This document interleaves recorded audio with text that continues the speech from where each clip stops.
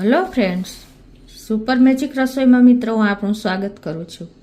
આજે હું મૂળાના ભજીયાની રેસીપી તમારી સાથે શેર કરું છું। તો તમને ચોક્કસ આ વિડીયો ગમશે। ગમે તો લાઈક કરજો, શેર કરજો અને સબસ્ક્રાઈબ કરવાનું તો ભૂલતા જ નહીં। તો આપણે મૂળાના ભજીયા માટેના ઇન્ગ્રેડિયન્ટમાં આપણે જો 500 ગ્રામ મૂળા આખા લીધા છે પાન સહિત, અને આપણે એક મકાઈનો ડોડો બાફીને લીધો છે, દાણા કાઢી લીધા છે। એક આપણે જુડી ધાણા ભાજી લીધી છે। 5 થી 7 ટેબલ સ્પૂન જેવો આપણે ચણાનો લોટ જોશે। 4 ટેબલ સ્પૂન જેવો આપણે ચોખાનો લોટ જોશે। 5 થી 6 આપણે લીલા મરચાં લીધા છે। 1 લીંબુ જોશે અને 1 ઇંચ આદુનો ટુકડો લીધો છે। 10 થી 15 લીમડાના પાન છે અને આપણે અડધો કપ જેવા ડાળિયા આખા લીધા છે અને 1 ટેબલ સ્પૂન ધાણા આખા, 1 ટેબલ સ્પૂન વરિયાળી, 1 ટેબલ સ્પૂન આપણે આખા મરી લીધા છે અને 1 ટીસ્પૂન જેવો આપણે સંચર પાવડર, 1 ટીસ્પૂન જેવો અજમો અને 1/4 ટીસ્પૂન જેવો આપણે સોડા અને રૂટીન મસાલા આપણે લેશું। પહેલાં તો આપણે જો આ મૂળાની છાલ ઉતાર લેશું। આ રીતે આપણે છાલ જો ઉતારી લીધી 2 મૂળાની, અને પછી આપણે એના પાન પણ આ રીતે કટિંગ કરી લેવાના છે અને પછી આ મૂળાને આપણે ખમણી લેશું।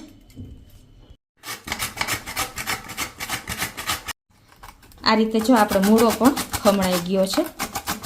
એ જ રીતે આપણે મૂળાના પાન પણ સમારી લેશું અને આ ડંઠલ જો એની કાઢવાની નથી, એકદમ બારીક સમારી લેવાની છે, કેમ કે આ ડંઠલમાં જ્યુસ હોય છે એટલે એકદમ સરસ આપણે મૂળાના પાંદનો એ ટેસ્ટ આવે છે ભજીયામાં, એટલે તમારે એકદમ બારીક સમારી લેવાની છે।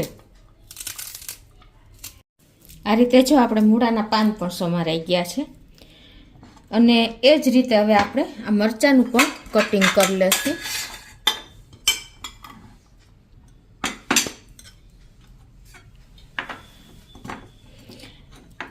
મેં 5 લીલા મરચાં લીધા છે, મીડિયમ તીખા છે, એને પણ આપણે આ રીતે રીંગમાં કટિંગ કરી લેશું। આ રીતે જો આપણે મરચાં પણ કટિંગ કરી લીધા છે, એ જ રીતે આપણે આ લીમડાના પત્તા પણ કટિંગ કરી લેશું આવી રીતે એકદમ બારીક બારીક। એનો ટેસ્ટ પણ આમાં બહુ સરસ લાગે છે। આપણે લીમડાના પત્તા પણ જો બારીક સમાર લીધા છે। એ જ રીતે આપણે 1 ઇંચ આદુનો ટુકડો લીધો છે ને, એ પણ આ રીતે ગ્રેટ કરી લેશું। લીમડાના પત્તા મેં 10 થી 15 લીધા છે અને 5 થી 6 મરચાં હતા। આદુ પણ જો ગ્રેટ કરી લીધું છે અને હવે એક આપણે લીંબુનો રસ છે એને પણ 2 પાર્ટમાં કટિંગ કરી લેશું। હવે મિત્રો આપણે જે આ 1 ટેબલ સ્પૂન આખા ધાણા લીધા છે, 1 ટેબલ સ્પૂન આખા મરી અને 1 ટેબલ સ્પૂન વરિયાળી આખી, એને આપણે પલ્સ મોડ ઉપર જ ફેરવવાની છે મિક્સરમાં। તમે ખાયણીમાં પણ કરી શકો છો, અધકચરું જ આપણે એને વાટવાનું છે। આ રીતે જો આપણે અધકચરું પીસી લીધું છે આવી રીતે, એટલે આનો દાણો આપણે બાઇટ્સ મોઢામાં આવશે ને એટલે બહુ સરસ ટેસ્ટ લાગે છે।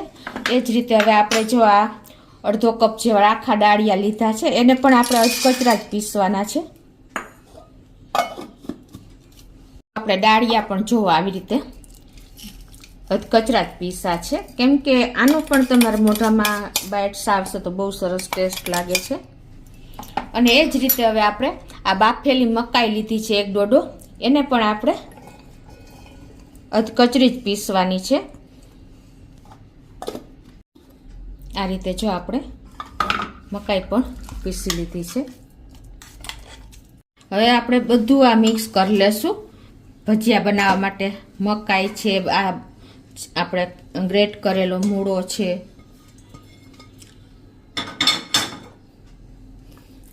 આપણે અધકચરી મકાઈ જે પીસી છે ને એ, પછી આપણે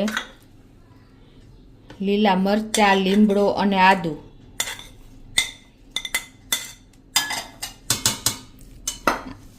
આ અધકચરા આપણે ડાળિયા પીસા છે એ નાખી દેશું।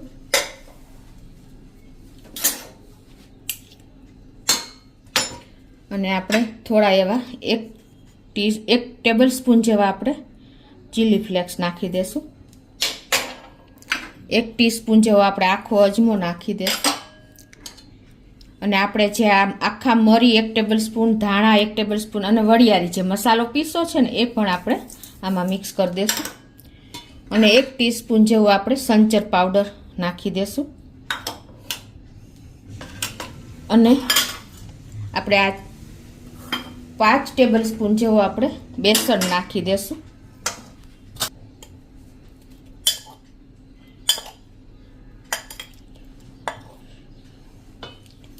અને 4 ટેબલ સ્પૂન જેવો આપણે ચોખાનો લોટ લીધો છે એ નાખી દેશું.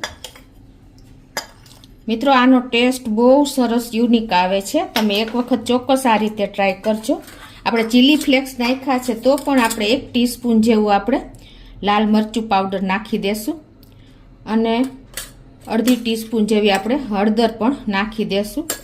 1/4 ટીસ્પૂન જેટલી આપણે હિંગ નાખી દેશું. ટેસ્ટ એકોર્ડિંગ આપણે અત્યારે 1 ટીસ્પૂન જેવું આપણે મીઠું નાખશું. અને આપણે છેલ્લે 1 લીંબુનો રસ પણ નાખી દેશું.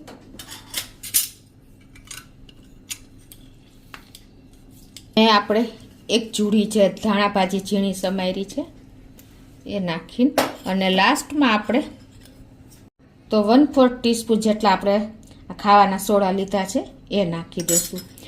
અને હવે આપણે આ બધું હાથેથી જ મિક્સ કરશું. જોઈને તો જ આપણે થોડું ઘણું પાણી નાખવાનું છે. બાકી આપણે એકદમ આવી રીતે, હું તમને હમણાં એનું ટેક્સચર બતાવું, આ રીતે આપણે બધું હાથેથી ચોરીને મિક્સ કરી લેવાનું છે. એકદમ ટેસ્ટી આપણા ભજીયા તૈયાર થશે મિત્રો. કેમ કે મસાલા જેટલા આપણે ભરપૂર લીધા છે, લીલા મસાલા, સૂકા મસાલા. આપણે આમાં બિલકુલ પાણી નથી નાખ્યું. કેમ કે આપણે મૂળાનો જે પાંદનો રસ છે એમાં મીઠું ભળે ને એટલે પાણી છૂટે જ છે મિત્રો. જુઓ તમે. અને પ્લસ મકાઈ હતી આપણે. એકદમ પરફેક્ટ આપણું બેટર તૈયાર થઈ ગયું છે. તો પણ છતાં જો સેજ ઢીલું લાગે ને તો અત્યારે સેજ કદાચ આપણે તેલ પીવે ને એટલા માટે આપણે 1 ટેબલ સ્પૂન જેવો થોડોક ચણાનો લોટ નાખી દઈ છીએ. અને હવે આ બધું આપણે સરસ મિક્સ કરી લેશું. આ રીતે આપણે બેટર પણ તૈયાર થઈ ગયું છે. તો એના જો અને આ બાજુ આપણે તેલ પણ ગરમ કરવા મૂકી દીધું છે હાઈ ફ્લેમ ઉપર.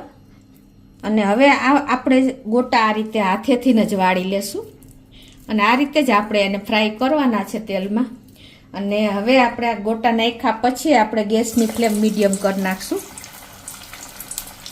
કેમ કે જો આપણે એકદમ સ્લો કરશું ને તો તેલ પી જશે. એટલે આ રીતે આપણે ભજીયા મૂકવાના છે.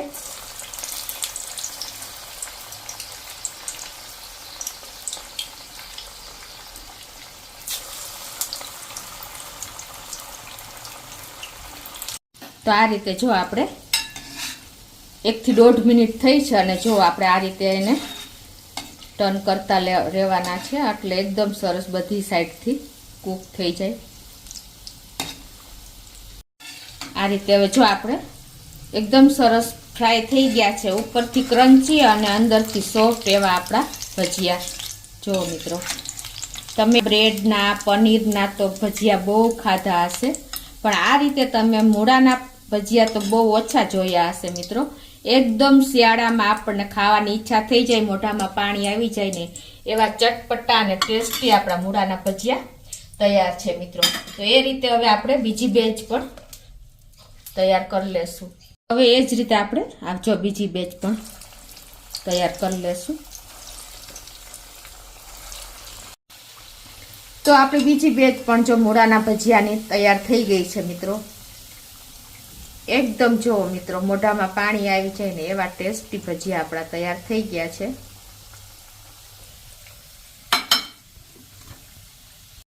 તો મિત્રો જો આપણા મૂળાના ભજીયા એકદમ રેડી થઈ ગયા છે. જો ઉપરથી ક્રન્ચી અને અંદરથી એકદમ સોફ્ટ. મિત્રો તમને બતાવી પણ દઉં. જો છે ને એકદમ જાળીદાર અને ઉપરથી એકદમ ક્રન્ચી. તો ચોક્કસ તમને મિત્રો આ મૂળાના ભજીયા ગમશે. તો તમે આ રીતે એને સોસ, ચટણી કોઈ પણ સાથે તમે એન્જોય કરી શકો છો મિત્રો. તો તમને ચોક્કસ મારો વિડીયો ઉપયોગી થશે. તમને ગમે તો લાઈક કરજો, શેર કરજો અને સબસ્ક્રાઈબ કરવાનું તો ભૂલતા જ નહીં.